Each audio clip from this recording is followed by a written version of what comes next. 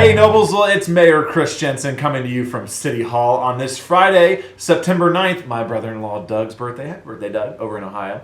On a beautiful, by the way, Friday in the city of Noblesville. I just got done walking Connor Street, had breakfast at Rosie's, I had coffee at Debbie's Daughter's. It is a gorgeous day. Get outside and enjoy the weekend. As usual, I am here with the 5 things you need to know on this beautiful, nearing fall weekend in the city of Noblesville. So first things up, State Road 32, you probably saw me in a really hip yellow shirt vest combination earlier this week, talking about the new half roundabout completion there at 32 and 38.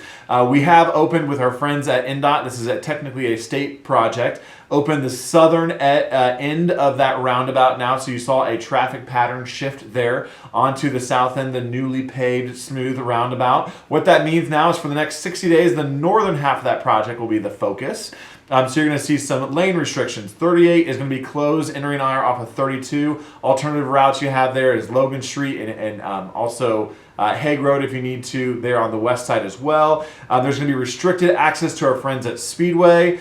Also our friends at Michelangelo's and Starbucks will have some restricted access. You can still get there. It may just take you an extra 30 seconds. So make sure you patronize those small businesses, especially during this time.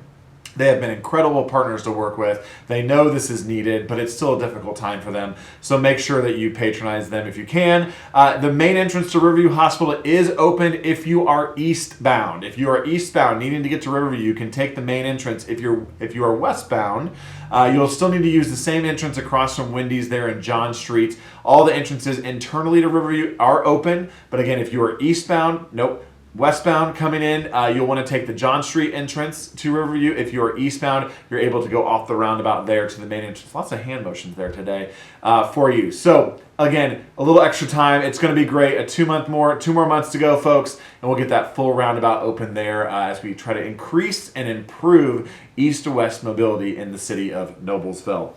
Second thing you need to know, downtown and Old Town, you probably have seen some new streets being paved, some new alley being paved. So alley resurfacing is complete.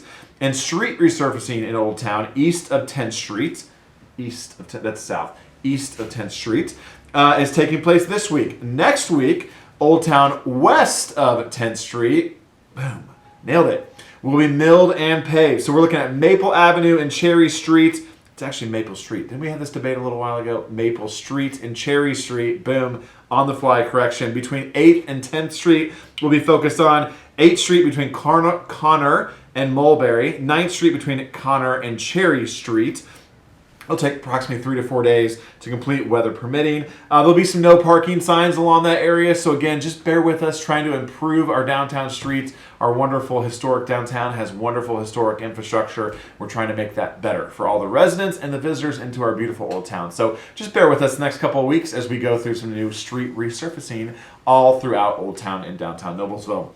Third thing, the Levee Trail. Now you may ask, the Levee Trail. I live out near the Levee Trail. I love the Levee Trail. The Levee Trail actually has a marker on it for the 100th mile of trail in the city of Noblesville. Well, the next phase of the Levee Trail, which was originally built in 2019, it's a 1.4 mile trail. It connects Morris Park and Beach to Kerrigan Road along Morris Reservoir, our friends that live over in that area. Next week, we're going to start work on phase 2 of the trail. Phase 2 is going to take us from Kerrigan Road, heading north, connecting us to our good friends in Cicero. So it's approximately a 1 mile trail connection. We'll extend Kerrigan Road to 216th Street. It will connect to the town of Cicero. We should be done with that by about November 15th. So kind of a cool way to connect to our friends in Cicero if you want to get up there or have them walk down to Wolfie's or the Harbor Market. A lot of options over there. So kind of that final phase of that project will be under construction starting next week.